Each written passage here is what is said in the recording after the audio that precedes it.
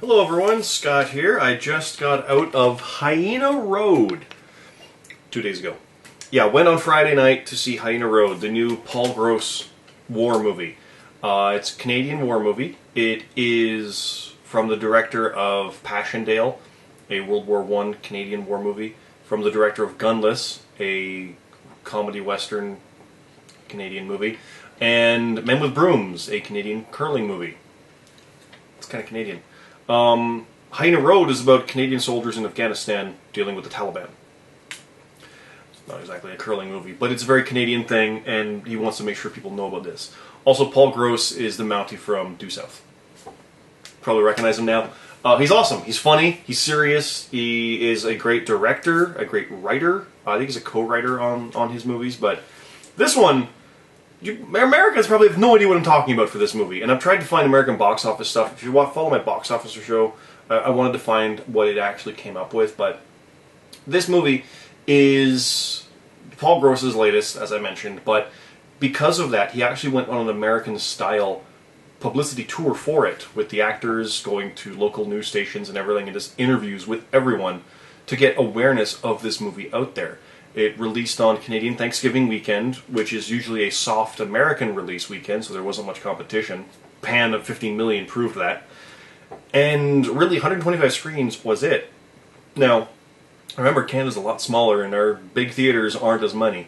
And if they wanted more screens than that, it would have been in like the 6 or 7 screen theaters, which would have been even harder sell. I went to the 10:30 show on Friday, opening night. There was also a 4 something and a 7 something.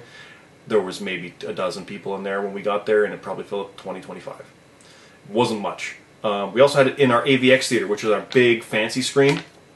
The big 3D movies show in this. It's awesome audio, visual, sound. We got to see it in that, and it was really amazing, great stuff. What's the movie like? Really freaking good.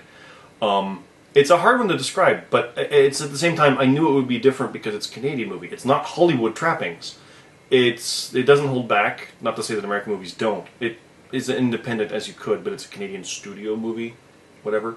But it is depressing and funny, and like it should be. It's kind of rang very true, very real about how that would be. Like these guys, four guys on a squad, and they're just talking back and forth. They're professionals who are good at their job, and at the same time, they just kind of talk and goof off and whatever while they do it, because they're that good, but they're also human people who work together. Okay, right? So there you go. What the overall story is, though, is these 4 guys are out there. They're kind of the Overwatch guys to take out and clear the road in its way. Because Hyena Road is this literal road being built by the Canadian military to get trucks down into Afghanistan, to get to a spot, and just cut through their supply chains and build it up. But they're getting attacked, they're getting bombed. So they've got a squad out there who's just scouting things, looking for IEDs, looking for soldiers, taking people out. And they see weird stuff in the road, and they think there's something going on with it. So they attack it, and it blows, and they're ambushed. And they run off and encounter this weird elder, this old Afghani guy, and he's got like 2 weird eyes. And when they report that back and think, oh, he's got crazy eyes, one of the intel guys perks up and is like, crazy eyes, can you get some info on that? And that is Paul Gross's character. And turns out he's the intel guy trying to figure out who that is, and he knows the area, he knows the region, he knows what's up, and he wants to find that guy, because he feels he's actually a former Afghani fighter against the Soviets, and he can turn the tide and get people on their side and be anti-Taliban. And the story is actually really cool about why this guy's back, why he fights, why he does what he does, and how the guys treat them, and how it all works out. And it's real, and yet there's a casualness to it. There's one bit when he's actually flying to go meet up with the soldiers at their base, and at one point there's this gunfire coming from the hills, and a minigun opens up and peppers it down there, and they just keep flying and they land. All while Paul Gross is narrating about Alexander the Great in Afghanistan. And it's just so disturbingly casual how they were opened fire upon and opened fire back and just handled it. Very business, very normal, like it's a non-issue.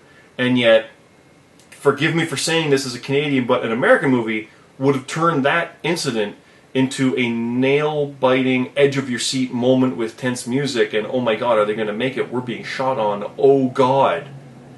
And yet this did it that way. Not saying it's a Canadian thing to have done it, but it's very non-Hollywood, is what I'm getting at. It didn't sensationalize anything. It was brutal, in your face, and awesome. Absolutely recommend seeing it. Now, Canadians, this movie's got a 2-week playing time, from what I understand, in Cineplex at least. They want to have it be 4 to 6 weeks, and hopefully last into November. So if you want to see it, you gotta see it before it's out.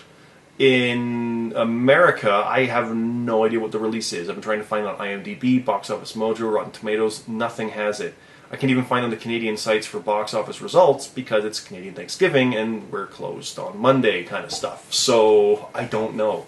But if you can see it, absolutely go see it. If you're thinking of pirating it to watch it that way, go to hell. Get it legitimately, you assholes. So there you go. Don't pirate this movie. Support it, because this is the kind of thing that has to be made. We want to see this kind of stuff, and the only reason it gets made or is able to be made is because people actually support it properly. So there you go. That's my rant.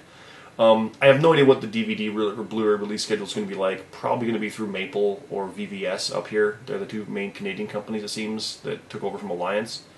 They're still around too, but I have no idea what the American one's going to be like. If it's like, can you imagine Criterion doing that kind of thing? It's so good, but it might be just be Lionsgate or something. I don't know, but absolutely 100% recommend seeing it.